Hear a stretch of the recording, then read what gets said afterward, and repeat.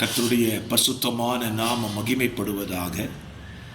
ஆசீர்வாதமான ஒரு நல்ல காலவெளியிலையும் அனுதினம் அண்ணா என்கிற வேத தியானத்தினால் உங்களை சந்திப்பதில் மிகுந்த சந்தோஷம். கிருபையாய் கர்த்தர் நமக்கு ஒரு நல்ல நாளை கூட கூட்டி கொடுத்திருக்கிறார். இந்த நாளுக்காக ஆண்டவருக்கு நன்றி பலிகளை செலுத்துவோம். கர்த்தர் இந்த நாளை உங்களுக்கு ஆசீர்வாதமாக மாற்றி தருவாராக.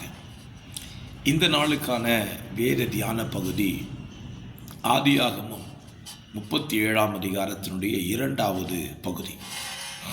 முதல் பகுதியிலே யோசேப்பு தன் சகோதரரின் பாவங்களை தன் தகப்பனுக்கு தெரியப்படுத்தினான் என்று நாம் நேற்றைக்கு தியானித்தோம். இன்றைக்கு யோசேப்புக்காக துடித்ததான சகோதரர்கள். யோசேப்பை அவனுடைய சகோதரர் எல்லாரும் பகைக்கும் பொழுது அவன் சகோதரர்கள் மத்தியிலே யோசேப்புக்காக பரிந்து பேசும்படி நின்ற 2 சகோதரர்களை உங்களுக்கு ஞாபகப்படுத்த விரும்புகிறேன்.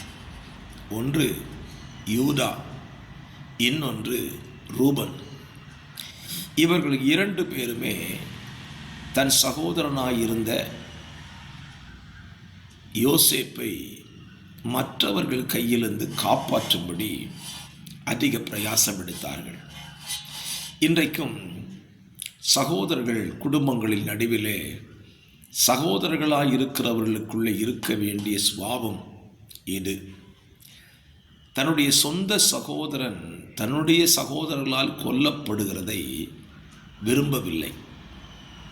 இன்றைக்கும் பாருங்கள், நிறைய பேருடைய குடும்பங்களிலே சொந்த சகோதரர்களே சொந்த சகோதரர்களுக்கு விரோதமாக எழும்புகிற ஒரு அவல நிலையை நம்மால் பார்க்க முடிகிறது. இதற்காக ஆஸ்திக்காக, ஐஸ்வர்யத்திற்காக இப்படிப்பட்ட தவறுகளை செய்து விடுகிறார்கள். நான் சொல்லுவேன், அப்படிப்பட்ட தவறுகளை நீங்கள் செய்யாதிருக்க கர்த்தர் உங்களுக்கு உதவி செய்வாராக. கர்த்தருடைய கிருபையினாலே நீங்கள் ஒருவரை ஒருவர் நேசித்து அன்பு பாராட்ட வேண்டும் என்பது என்னுடைய விருப்பம், தேவனுடைய விருப்பமாக இருக்கிறது.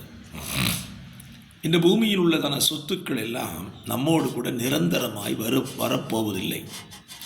அது தற்காலிகமாய் நம்மோடு கூட இருக்கக்கூடியவைகள். ஆகவே அவைகளினாலே நம்முடைய சகோதரத்துவத்தை நாம் இழந்து போகாதிருக்க ஆண்டவர் நமக்கு உதவி செய்வாராக. யூதாவையும் ரூபனையும் குறித்து உங்களோடு சொன்னேன் அல்லவா? இந்த யூதா பாருங்க, மற்றவங்க எல்லாரும் யோசேப்பை ட்ரெஸ்ஸை உறிஞ்சி ஒரு பால் குனி தண்ணீர் இல்லாத ஒரு கிணத்துக்குள்ளே தூக்கி போட்டாங்க. அவன் அங்கேயே இறந்துட்டோன்னு நினைக்கிறாங்க. ஆனால் யூதா சொல்கிறான் பாருங்க, நம்ம ஏன் நம்முடைய சகோதரனை கொன்று அவனுடைய இரத்தப்பழியை நம்ம ஏன் சுமக்கணும்? அதனால் நீதியான இஸ்மவேலுடைய கரத்தில் நம்ம விற்றுருவோம், அவன் எங்கேயா இருக்கட்டும். விற்றுருவோன்னு சொன்னது அவன் எதுக்காக? அவன் தம்பி உயிரோடு இருப்பாங்கிற ஒரு அடையாளம். யூதாவுடைய உள்ளத்தை பாருங்க, தன்னுடைய தம்பி மறிக்கக்கூடாது, தன்னோடு இல்லை என்றாலும் அவன் எங்கேயாவது சுகபத்திரமாக இருக்கட்டும் என்று நினைத்தான். ஆனால் ரூபனை பாருங்கள், ரூபனுக்கு இந்த சம்பவம் தெரியாது.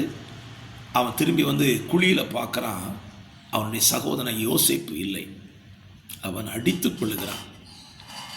ஐயோ, என்னுடைய தகப்பனுக்கு நான் என்ன பதில் சொல்லுவேன்?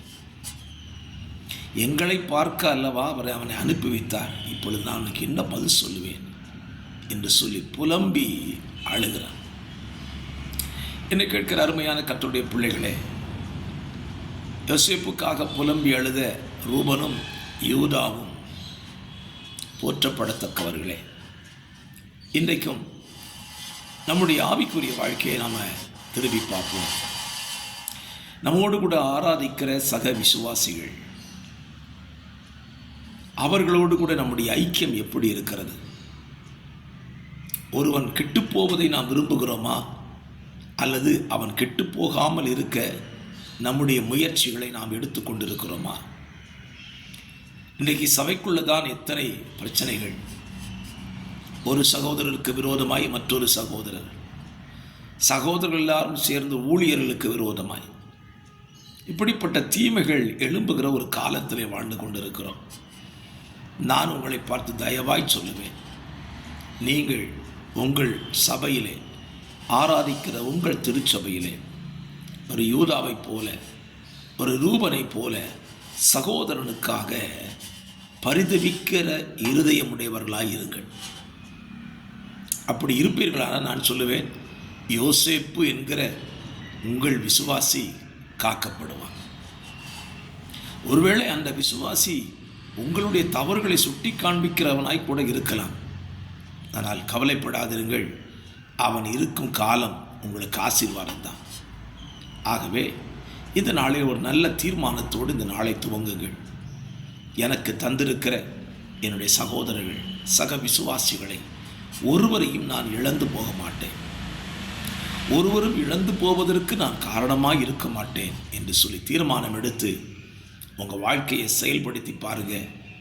நிச்சயமாக யோசேப்பு உயிரோடு இருந்தான் அல்லவா, அதே போல் உங்கள் சகோதரர்களும் சக விசுவாசிகளும் வாழ்ந்திருக்கிறதை நீங்கள் பார்க்க முடியும்.